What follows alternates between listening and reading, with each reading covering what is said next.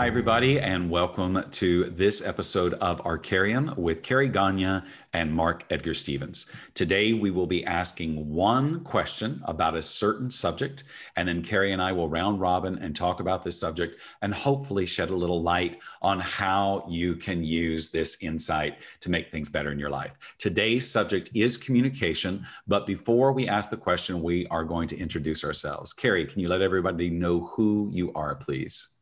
Hi, everyone. My name is Karie Gonia, and I am a facilitator in a therapy called Family Constellation Therapy. I help people clean up ancestral trauma.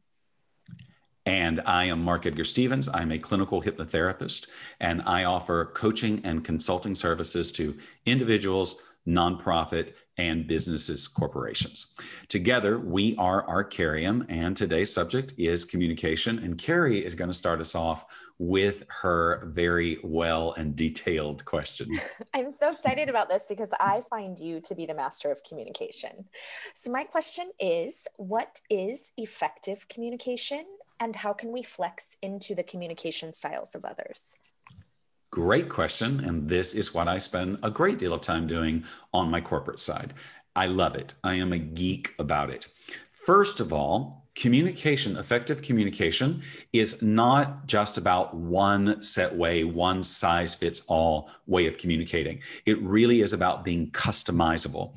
And so with that, every person that we meet, if we can understand their style of communication, we can flex into that so that the information we're sharing and the information we're receiving is at an optimal level of understanding. So let me explain this from a couple of different points of view. We tend to process information or new information from one of two places: left brain, which is thinking, logic, data, metrics, or from the right brain, more creative, relational, conceptual, people-oriented, advocacy, mission-oriented, that sort of thing.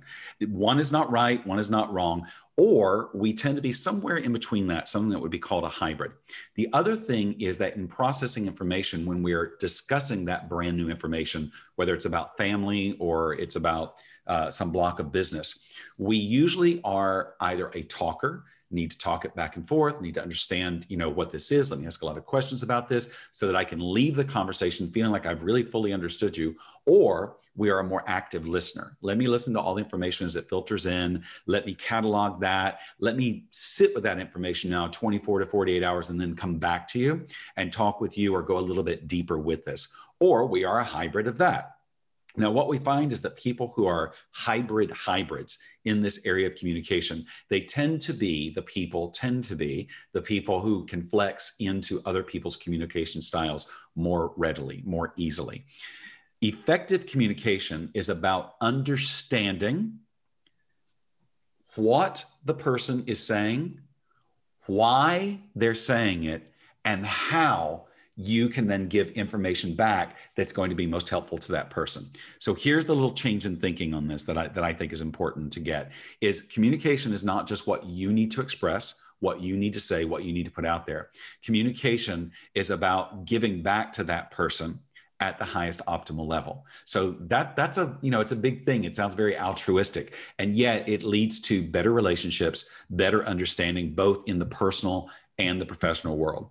That is effective communication, being able to understand it. Being able to flex into those other styles means, okay, I'm speaking with Karie. Karie's a very feeling person. Karie is somebody who is equally a talker and a listener. So that lets me know that Karie fits into this little block that I would call informational advocate. You know what I mean? Like there's feeling, there's care. Every now and then she moves to a passionate advocate when she gets really, really riled up about something. Sometimes she moves down to a compassionate advocate, which is much more listening and holding a space. That's certainly what you do in your work. But that's the area that you exist in, a feeling space that really is a talker listener. I am a talker, feeler. So I fall into that passionate advocate, but I flex into, in my work, comprehensive translator. And the reason why is because I have to be a very active listener some of the time, hold the space for people. And I also have to shift into the analytics, the more thinking side of it. So what I find myself doing in terms of flexing is flexing into that comprehensive translator space so that I can understand what is the information that's coming through? Why is it coming through? So that then I can ask myself the question, how do I now respond to this in a way that this person can understand at the optimal level? Now, I'm not doing this consciously all the time going through this process. I've been doing this for a very long time, so it's very natural for me. But if somebody wanted to learn how to communicate at a higher level, at the most effective levels, this is what they would have to do, is break down, what is it that's coming from the other person? Why is it coming? And how can I now express back rather than just being reactive? That's my final word on this. Then I want to turn it back to you, is being proactive in communication rather than reactive in communication. That means, how do I make this an optimal exchange of expression or ideas rather than how do I just react based on old conditioning? Mm-hmm. Your thoughts about communication, my friend? Well, I love the flex part of this question, because in family systems, a lot of trauma has gotten stuck because of lack of communication, not witnessing, not seeing, not hearing the other person, or kind of following those generational programs of secrets. Our family's information is our family's information. And so I love the idea of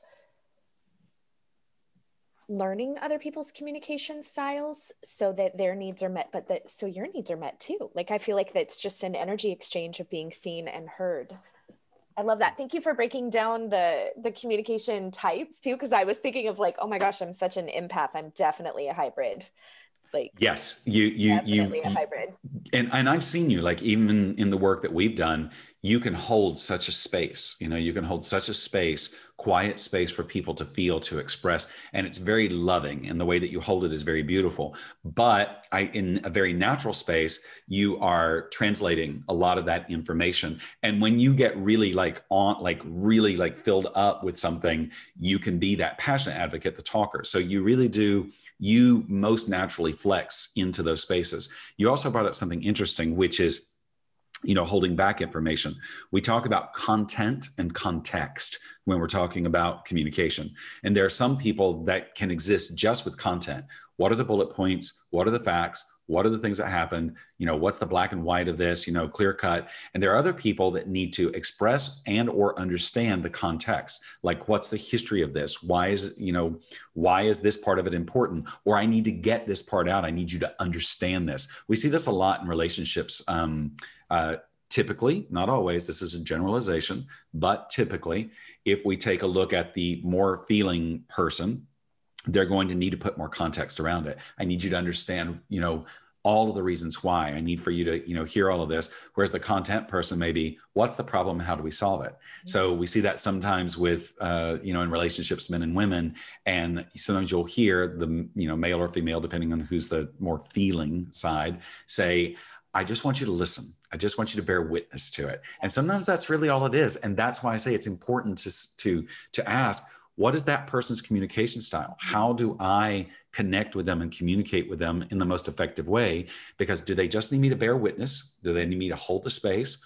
Or do they want to problem solve? Do they want me to help them narrow the scope? Do they want me to help them play with possibilities? And to me, that's a big part of what coaching is. It's a big part of what I do. What is it they need in this moment that I can facilitate that's going to help them get to the place that they want to get to?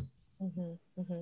I know. I mean, in my work, I feel like communication in family systems is so deeply connected to love language, right? And so sometimes I see this a lot in my couples. It's like the guy's like, but I'm doing the things, and I'm, and she's like, but that's not how I receive love, but it's how he receives love or feels love. And so communication is just so important. And I love, you and I were talking about this earlier, everything about family constellation therapy is about witnessing. So witnessing the trauma, witnessing the pain, witnessing the patterns, witnessing the lack of communication. And so I think that that's a really extraordinary gift to give someone that you're communicating with.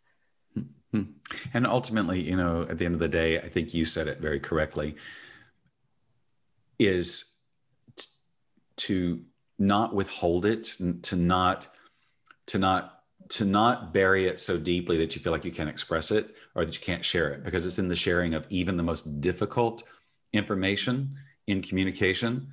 Mm-hmm. It's the sharing of the vulnerability that ends up building trust. And if there are the 1, 2, 3 people in your life that you can share with in that way that will hold that space, that's where you build the trust, and that's where you can learn to become an even better communicator. So you were going to say? Oh, no, I was just going to say, I always in family constellation therapy use the analogy of like unkinking a hose. And so I always tell people, yeah, practice with safe people.